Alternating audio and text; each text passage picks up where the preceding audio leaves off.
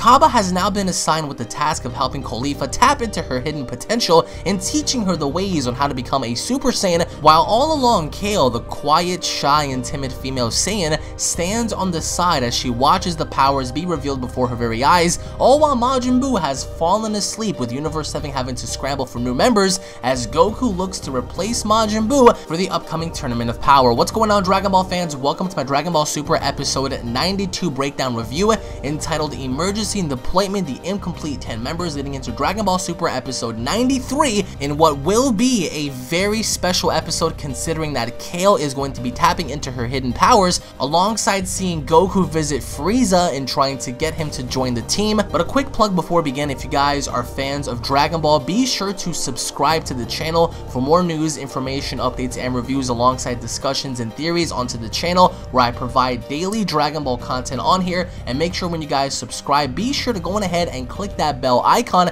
to be notified whenever a video is posted onto this channel. And if you guys are not following me at Twitter, then be sure to head on over to Twitter and follow me at UnrealEntGaming to be kept up to date with all the latest in Dragon Ball news, information, and updates, as it does help out the channel greatly, and I do appreciate each and every single one of you guys for your continuous support, as it does help the channel out greatly. Dragon Ball Super episode 92 is now officially in the history books, and this has been something that we've been wanting to see now ever since Caulifla's introduction. But of course, Dragon Ball Super episode 93 showcases Goku having to go down to hell and speaking to Frieza and recruiting him onto the team, in which we also see, based on the episode preview, Goku cuts down Frieza's pod, in which Frieza begins to talk to Goku, and then finally towards the end of the preview, it looks like Frieza challenges Goku to a one-on-one fight as Frieza enters his golden form in order to combat that against Goku. Also in the preview, we also get to see snippets of Kale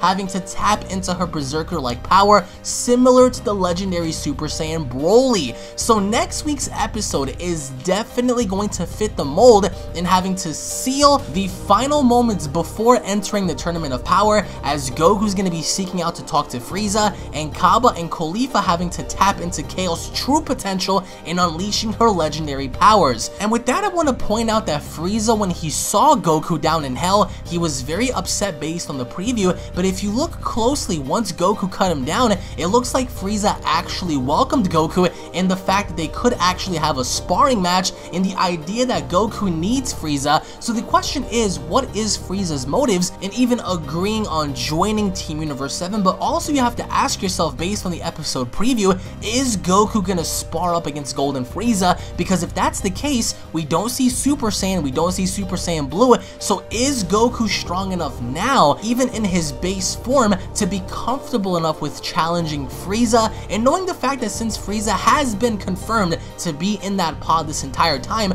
the question is, how much stronger or weaker has Frieza gotten ever since ROF? Now this episode pretty much touches up on the idea that Goku has lied about the prize money, and in seeing Caulifla tap into her powers, in which I do want to say I felt as if the episode was a bit rushed, and I felt as if the episode should have focused more on Caulifla having to transform into a Super Saiyan and having Kaba and her spar just to see where she is at, because in the episode, Caulifla did say that she may have the power now to defeat Kaba, in which it took her a few times to actually tap into Super Saiyan, in which Kaba did explain that in order to channel all of her anger, she has to do that. And for some weird reason, he told her that if he channels all her energy, and if she concentrates that and putting that behind her, she can actually achieve the form, which I didn't really understand as to why the energy we saw behind Caulifla was really primarily focused on. We do know that in order to become a Super Saiyan, you're gonna have to concentrate your energy and have enough,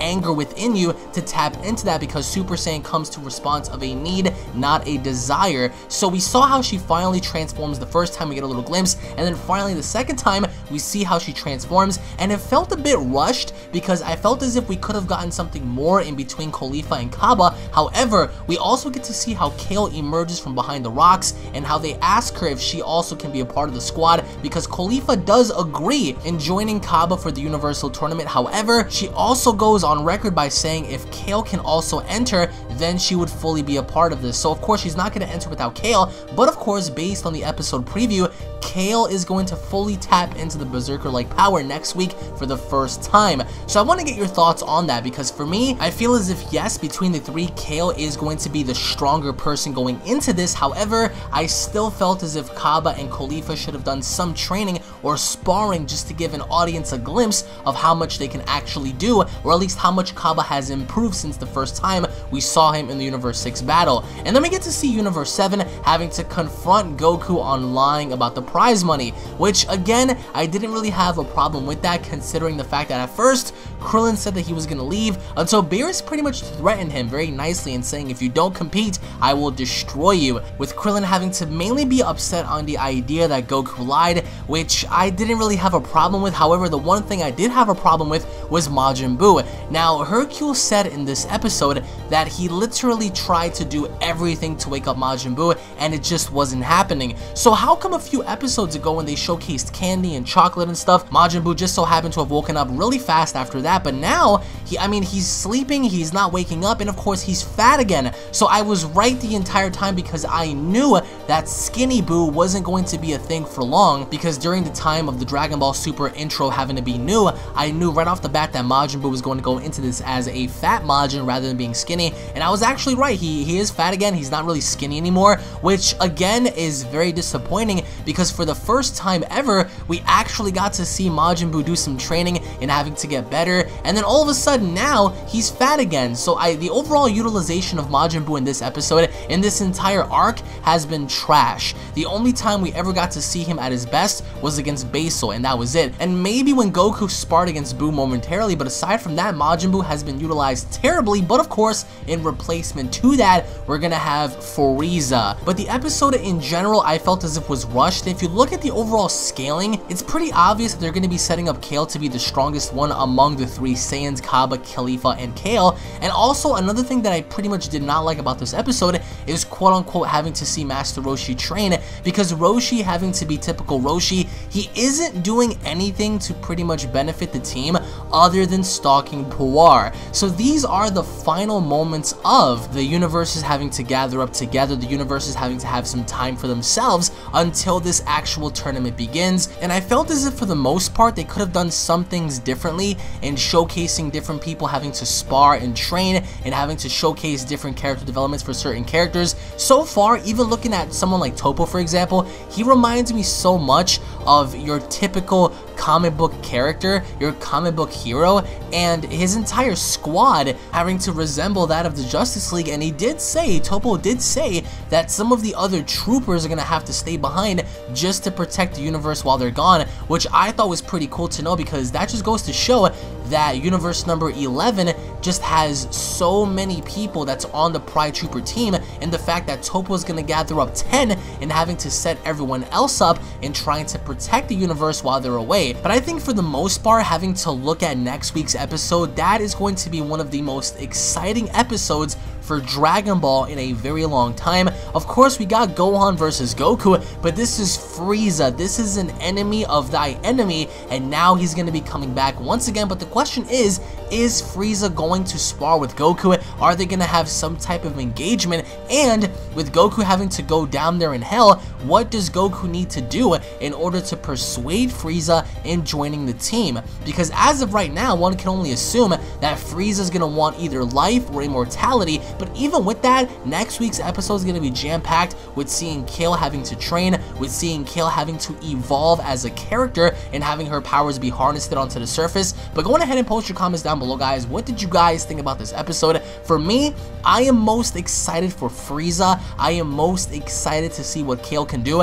This episode, to me, if you really pay attention and look at it, it felt a little rushed. It felt a little rushed with having Kale and Khalifa and Kaba all interact, because I think they could have done more with that than having Khalifa just stand around and becoming a Super Saiyan, attempting it a few times. They could have actually done something different, and I felt as if to add in more depth to Khalifa and Kaba, they could have allowed you know, that to be extended more by removing the scene with Toppo and Kisara and all these dudes, because again, it wasn't really needed. It wasn't really needed in seeing Toppo having to talk to this guy, because we already know Toppo's mindset, we already know where Toppo is coming from, we already know his backup plan with Jiren the Grey, and I felt as if to make more room for Khalifa and Kaba, they could have removed that. And I think more or less having to focus on Goku having to wake up Buu, he didn't even try anything to begin with. There was nothing that Goku could really do to wake up Buu, which is understandable enough unless Toei is actually planning on saving Buu for a different arc or a different story,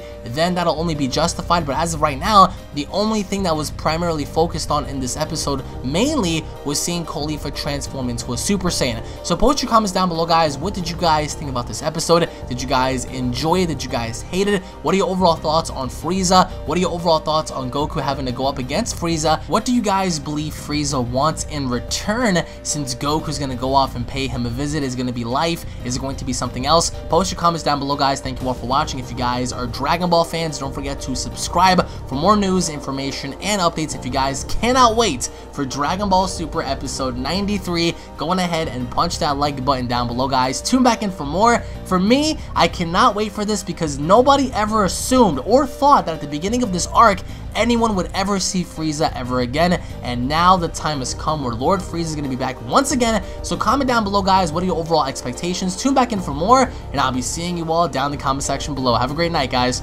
Peace.